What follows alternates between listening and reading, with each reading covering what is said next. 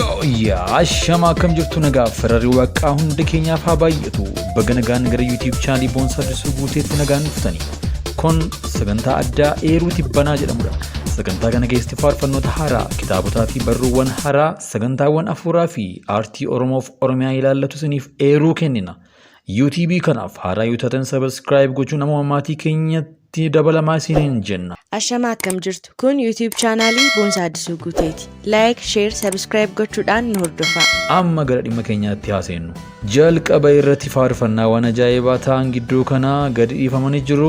Faarfataa guutuu shifarraa faarsaawwan viidiyoo kilipii babbareedoo lamaan dhufeera. Guutuun sagantaa konsertii isaas bifa miidhagaa ta'een milkaa'eera. Guutuun akka jedhetti sagantaa fi konsertii waggaa waggaan kan ta'udha jedheera. Kunooti viidiyoo isaa guutummaatti daawwadhaa. YouTube isaa irraati immoo viidiyoo guutuu faarfannaa babbareedoonni gadhiisee argachuu dandeessu. Waa'ee kootu mureeffannootti karaasaa lubbuun koon jiraatti inni olii dhufee ilmaan namaa du'aatti furuu cubbuu hundaa homaatu lakkoofnee ulfina isaa Lubusa darse Gode arsa Debi'e ulfina mul'ata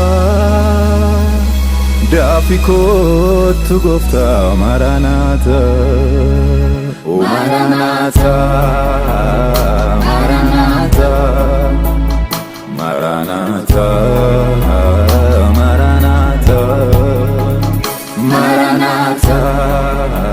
Kan biraan faarsaa namoota baay'ee wal mormisiisee kan bareedaa jedhu kan immoo adaba dhabeera sirba waliin akka itti gargar baasnu dhabneerra jedhu faarfata Daawit Girma jedhama. Shilingii ittiin baasne jechuun aadaa loqodaa fi shubbisa shawaa mul'isuun as ba'eera. Innis kunooti faarsaa isaa guutummaatti argachuudhaaf YouTube channelii Waaqjiraa TV irraati argachuu ni dandeessu. Linkii isaa description irra isiniif hin ka'a. Shilingii ittiin baafne aarsaaf korbeessan qallee fayyeema fayyuutti yoo deecha. Armee Oromiyaa keessatti yoon dhaladhe yooni lammii kee ta'uun koona boonja. Shilingii ittiin baafne aarsaaf korbeessan qallee fayyeema fayyuutti yoo deecha. Armee Oromiyaa keessatti yoon dhaladhe yooni lammii kee ta'uun koona boonja. Badeen baduu akka nama baalu badeen baduu hambaan dhaabubee qixxeessisa gadu. Faarsaa gaa'ilaa kanaan dura baaseen baay'ee jaallatamaa kan ta'e faarfataa Maanu'eel amma irra deebii gaa'ilaa ajaa'iba ta'e tokkoon dhufeera. Gaa'iloo jedha faarfataan kun YouTube Oromo Gospel Songs irraa argachuu ni dandeessu. Linkii isaa isiniif hin ka'a. Amanuel yookaan immoo Gaa'iloo hundumaaf gaa'ilaa hojii waaqayyooti singammannaa. Gaa'iloo hundumaaf gaa'ilaa hojii waaqayyooti singammannaa. Waggaa keenyaa dinqii guddaa godhee maatii warra lachuus kunoo tokko godhee mootummaa lafeeraa jaalalaan jiraatu hawwaa mana isaanii diinni hin argatu. Gaa'il gammachuu hin gammannaa kan jarreen lachuu hin gammannaa. Gaa'il gammachuu hin gammannaa kan misirrichaa hin gammannaa. Gaa'il gammachuu hin gammannaa kan misirritti hin gammannaa. Gaa'il gammachuu hin gammannaa kan jarreen lachuu. Faarfattuu Maartaa Fiqaaduu faarsaa ani tibba kana jaalladhe keessaatii tokkodha. Ergaa cimaa qaba. Faarsaa kanas YouTube Waaqjiraa TV irraa argachuu dandeessu. Dugdubeen duuboodessaa lakkaa'oon gaara duraatti argadheera kan na tumsu waaqni koo waaqa dhugaati.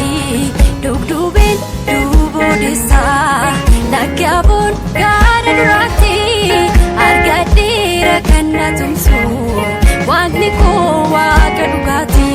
Dugdubeen duuboodessaa lakkaa'oon gaara duraatti argadheera kan na tumsu waaqni koo. Nuti simiineerra cubbuus hojjenneerra duuda sitti ganneerra cubbuun ija jabinaa hedduus hojjenneerra nutti araarami jechuun yaadasaa shirrii faarsaa waaqayyotti nama butuun YouTube chaanalii isaa irratti nuuf fe'ee jira. YouTube yaadasaa shirrii dhaqaatii ilaalaa achumaanis subscribe gochuu fi hin dagatinaa isiniin jenna. Nuti siminarraa cubbuu sajjannarraa dugda sit gaannarraa si sodaachuu dhiifnee cubbuu jajabinaa hedduus hojjenneerra. Nu bal'isi harka araara keeti akkuma gaarummaa keeti fuudhamuu deebisati. OBS fi konsertii Fiinoo faarfataa guutuu shifarraa fi Oromoo Baaybil Sooshiitii yookaan waldaa macaafa qulqulluu Oromoo waliin ta'uudhaan konsertii Fiinoo jedhamu qopheessaniiru. Waldaan macaafa qulqulluu Oromoo macaafota 200tti siqan maxxansiisaa kan jiru yoo ta'u, gatiin ittiin macaafni qulqulluun maxxansiifamu $5 yookaan qarshii 200 yoo ta'u, Oromoo miiliyoona 15 ol ta'e amanaa ta'e osoo jiru garuu macaafni qulqulluun 600 hin caalletu jira jedha dhaabbati maxxansa macaafa qulqulluu kanaaf hundaa'ee hojiirra jiru kun. Egaan dhaabbati kun Oromoota biyya keessaa fi biyya alaa jiraniif waamicha guddaa qabu. Innis nama macaafa qulqulluu kana 5, 10, 20 isaa olis maxxansiisuun fedha nama jedhuu fi nuquunnamaa isiniin jedhu hojii kana dura bu'ee gaggeessaa kan jiru Abdii Waaqtolaa quunnamuu dandeessu. Akkasumas Telegram groupii Oromoo Baaybil Sooshiitii jedhu join godhatii odeeffannoowwan achirratti maxxanfaman hordofuu ni dandeessu. Warri as naannoo Finfinnee fi naannoo ishee jirtan immoo waldaa amantoota Oromoo Finfinnee Gullalleetti argamtu dhufuun quunnamuu ni dandeessu isiniin jedhu. Wangeelli ifa dhalootaati. Wangeela tokko nama tokkoof haa maxxansiisnuun ergaa sagantaa yeroo tibbanaati.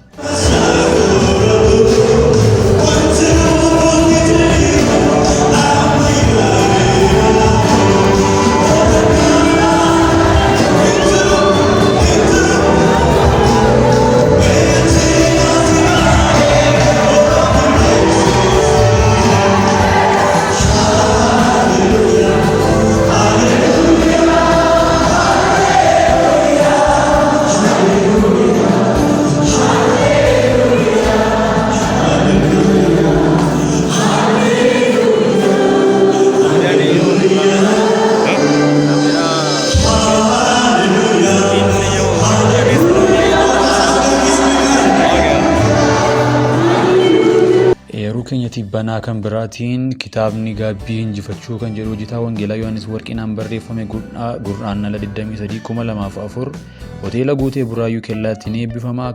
Kitaabni kun dhugaadhumatti nama taatee darbeen of lolaa jiruu fi fuula isaa dura jiru gateef hiikoo harkaa qabdii. Hojjettoonni wangeelaa keenyaaf tajaajiltoonni danuun yeroo amma kitaaba barreessuutti gadi ta'anii jiru. Obboleessi keenya hojjetaa wangeelaa Yohaannis ayyaana Waaqayyoo keessa isaa kaa'een kitaaba nuuf gumaachaa jira eebbifame jennaani. Eebba kitaaba isaa kana irrattis naannoo Kellaa Buraayyuu hoteela Guutee iddoo jedhamutti gaafa gurraandhala 23 dhaqaatii eebba kitaaba kana irratti hirmadhaa. Kitaabichas bitadhaa dubbifadhaa isiniin jenna.